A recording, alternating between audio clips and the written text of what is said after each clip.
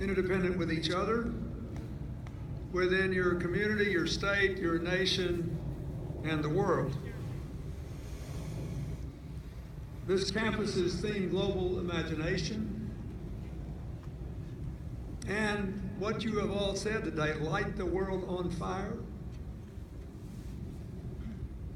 both have to be defined. Because all interdependence means is that here we are stuck together.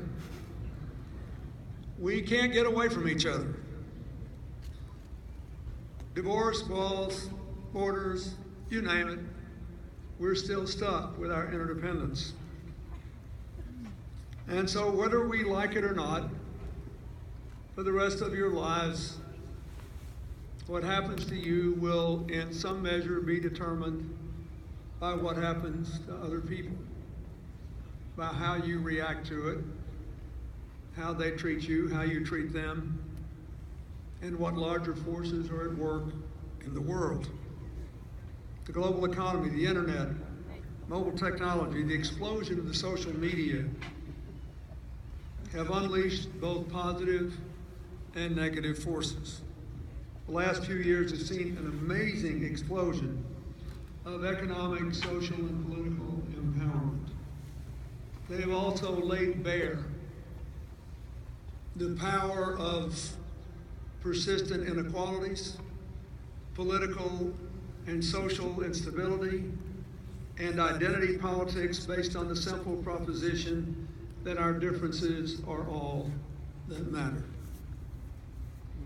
At the root of it all is a simple, profound question.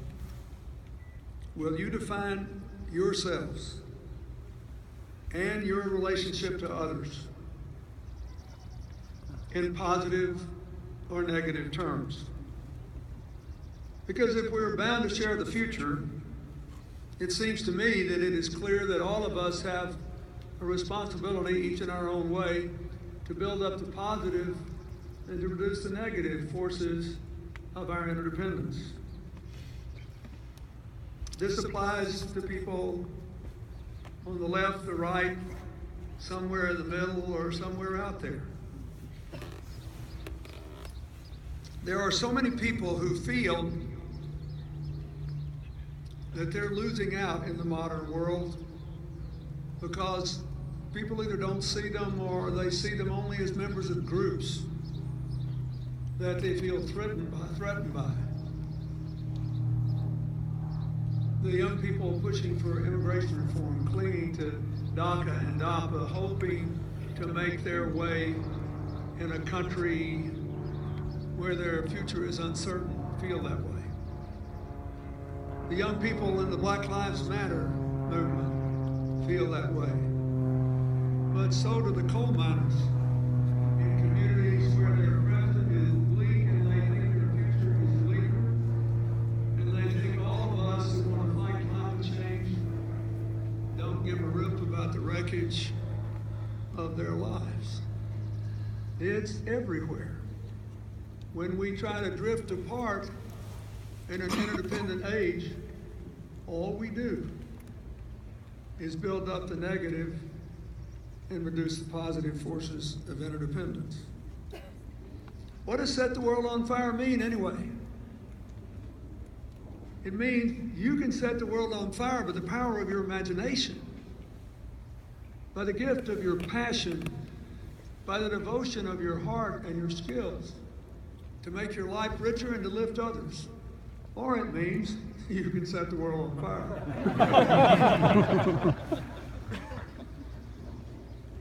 You have to decide. But because the world is interdependent, you can't take a pass. I think the future begins by accepting the wonderful instruction of our very first Jesuit Pope. Pope Francis has fostered a culture of encounter. Where my foundation works in Africa, in the hills of Central Africa, nobody's got any kind of wheel transportation, so everybody meets each other on foot. And when people pass each other on paths, and one says, "Good morning, hello, how are you?" The response translated into English is, I see you. I encountered you. You are real to me. Think about all the people today, yesterday, and tomorrow you will pass and not see. Do you really see everybody who works in a restaurant where you'll go after here to have a celebratory meal? Do we see people that we pass on the street who may have a smile or a frown or a burden they can barely carry alone? When we passionately advocate for the causes we believe in, have we anticipated all the unanticipated consequences so that we can take everybody along for a ride to the future we imagine? When Pope Francis tells us to engage in a culture of encounter, he's thinking about the LMU students in this class who, since they were freshmen, have performed almost 200,000 hours of community service. That's a fancy,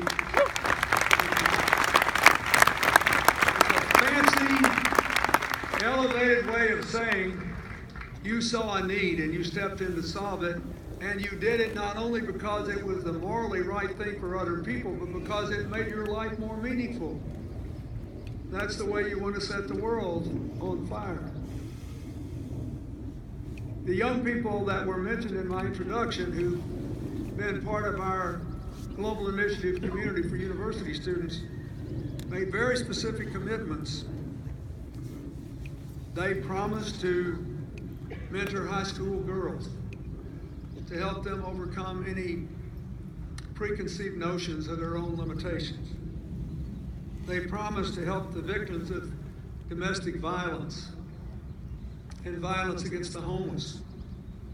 They promised to provide more capital to small business people in Haiti through microcredit loans, something that means a lot to Hillary and me personally, because for more than 40 years since we took a honeymoon trip there, we've cared about them and believed in them. They promised an educational exchange with the National University of Rwanda. We can learn a lot from them because they lost 10% of their people in 90 days to a genocide in 1994, and they came back because they refused to be paralyzed by the past. They joined hands across the lines that led to all that bloodshed to create a common future.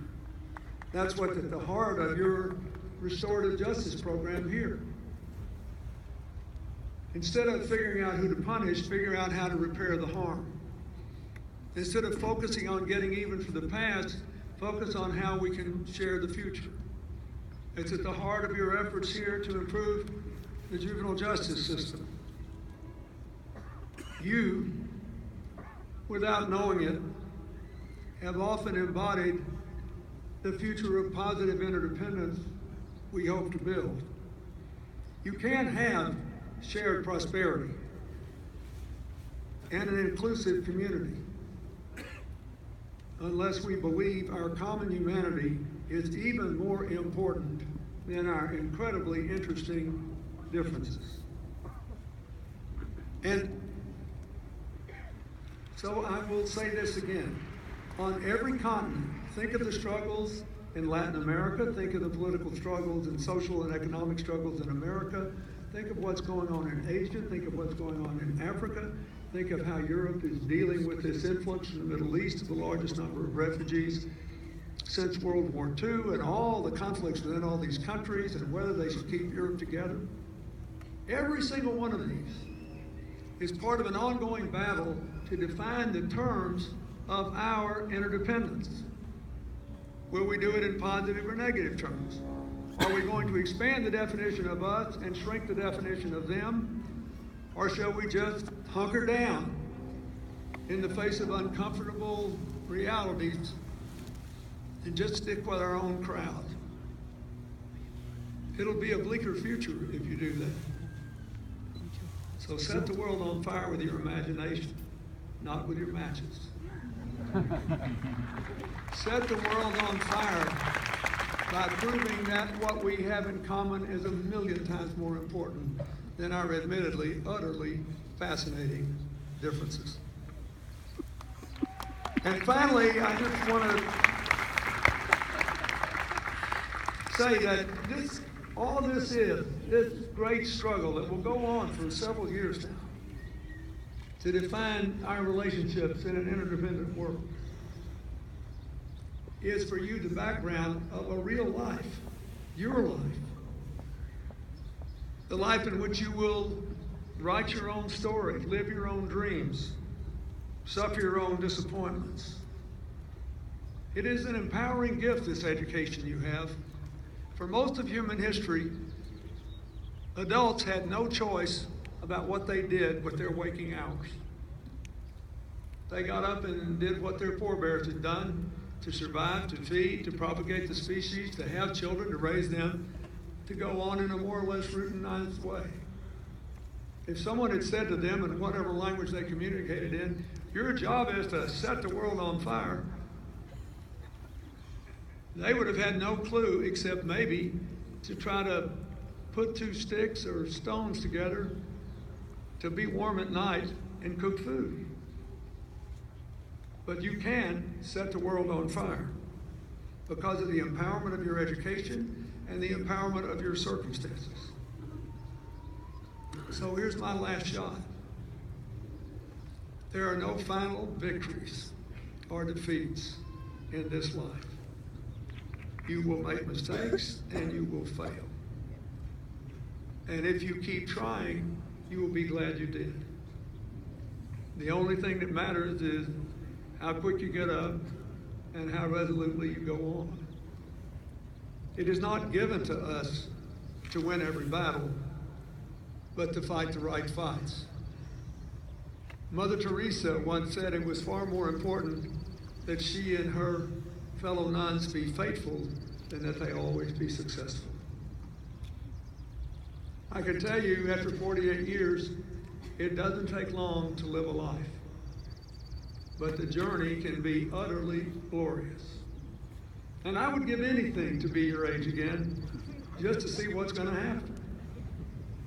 I do believe that this will be the most prosperous, discovery-ridden, exhilarating period in human history, if we decide how best to set the world on fire. If we keep expanding the definition of us and shrinking the definition of them. If every day we all get a little better in seeing everyone we encounter, physically or virtually. If we remember that a very short life,